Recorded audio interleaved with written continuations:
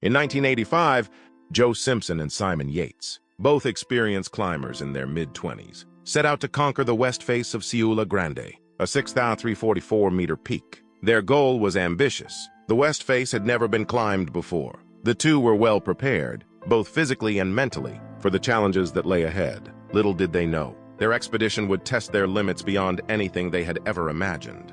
Simon Yates was born on April 7, 1963, in Leicestershire, England. Like Joe, Simon was drawn to the mountains from a young age. He was known for his technical climbing skills and calm demeanor, even in the face of danger. Simon's climbing career had taken him to some of the most remote and challenging peaks around the world. His partnership with Joe was based on mutual respect and trust, essential qualities for any successful climbing duo. Joe Simpson was born on August 13, 1960, in Kuala Lumpur, Malaysia, where his father was stationed with the British Army.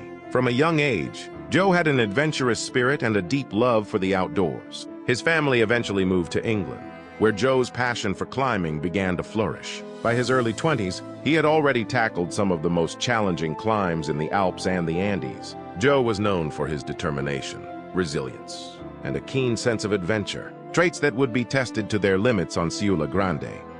Siula Grande is a 6,344-meter, 20,814 feet peak located in the Cordillera Huayhuash range of the Peruvian Andes. It is known for its steep faces, unpredictable weather, and remote location, making it a formidable challenge for even the most experienced climbers. The mountain had a notorious reputation for its difficult climbing conditions, including ice fields, crevasses, and seracs, large blocks of glacial ice. The west face of Siula Grande, which Joe and Simon aimed to conquer, had never been successfully climbed before their attempt.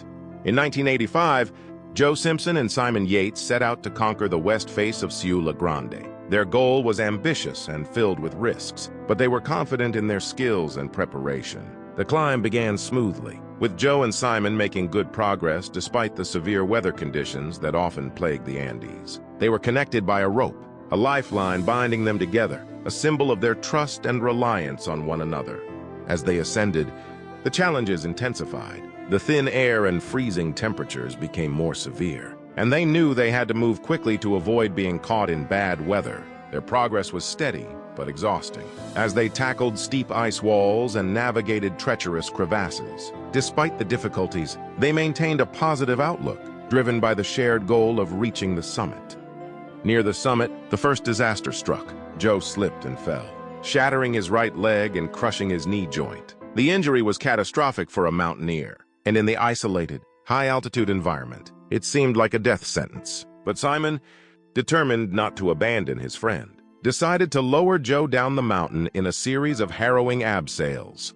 The descent was fraught with danger. Simon used their 150 feet of rope to lower Joe bit by bit, in what must have been an excruciating process for both climbers. Joe was in agonizing pain, and Simon was risking his own life to save him. They communicated with tugs on the rope, each tug a signal for Simon to lower Joe another length. The process was slow, perilous, and exhausting. The harsh weather conditions and the darkness of night added to their difficulties, making the task seem almost insurmountable. As night fell, visibility dropped to almost zero, and a storm blew in. In the darkness and confusion, Simon inadvertently lowered Joe over the edge of a cliff. Joe was left hanging in midair, unable to climb back up or communicate effectively with Simon. Simon, not knowing what had happened and unable to hear Joe's cries for help over the howling wind, faced an unimaginable decision. He could feel Joe's weight dragging him down, pulling him dangerously close to the edge. If he did nothing, they would both die. In an act of desperate pragmatism, Simon cut the rope. Joe fell into a deep crevasse. Miraculously, he survived the fall, landing on a ledge within the crevasse. When he regained consciousness, he found himself alone, in a dark and icy prison. He was severely injured, dehydrated, and in shock. His immediate thought was that Simon, assuming he was dead, had continued down the mountain. Inside the crevasse, Joe was surrounded by darkness, the cold seeping into his bones. The silence was oppressive, broken only by the occasional drip of melting ice. He knew that his chances of survival were slim, but he refused to give in to despair. Using his remaining strength, Joe began to crawl up the icy walls. Each movement was a battle against his shattered leg and the unrelenting pain. The climb out of the crevasse was a slow and agonizing process, but Joe's determination never wavered. Once out of the crevasse, Joe faced the daunting task of crossing the glacier. His progress was agonizingly slow, his body screaming in pain with every movement. The altitude made breathing difficult, and the cold was a constant threat. Joe's mind was a blur of pain, fatigue, and a desperate will to survive. He had no map, no guide, and no idea how far he had to go. All he knew was that he had to keep moving. Joe's journey back to base camp was nothing short of miraculous. He was in a state of severe physical and mental exhaustion, his body pushed to its absolute limits. The terrain he had to cross was treacherous, filled with crevasses, seracs, and steep ice slopes. Every movement was a struggle, and the pain from his shattered leg was nearly unbearable. Yet, he continued, driven by a fierce determination to survive.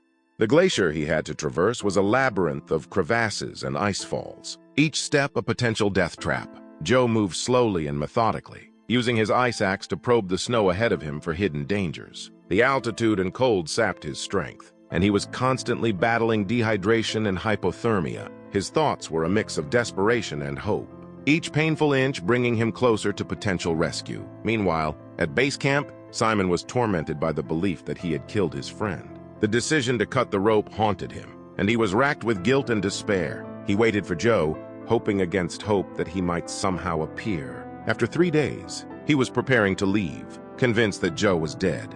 Against all odds, Joe reached the base camp just as Simon was packing up. He was emaciated, dehydrated, and on the brink of death, but he was alive. Simon was stunned by his incredible feat of survival. He immediately set about helping Joe, providing him with food, water, and medical care. The relief and joy of the reunion were tempered by the realization of the horrors Joe had endured to get back to them. The emotional reunion was a mixture of joy, relief, and lingering sorrow. Simon was in disbelief at Joe's return, his condition a testament to the unimaginable ordeal he had survived. Joe's face was gaunt, his body battered, but his spirit remained unbroken.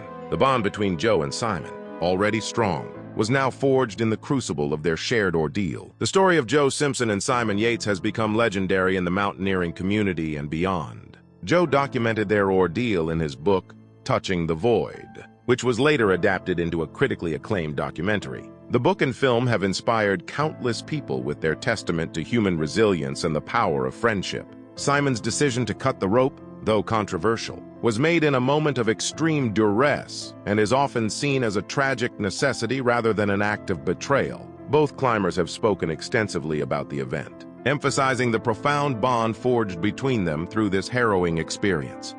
In the years following their ordeal, Joe continued to climb and write, while Simon also pursued a successful climbing career. Thank you for watching this video. Hit that like button and subscribe to my channel for more interesting videos.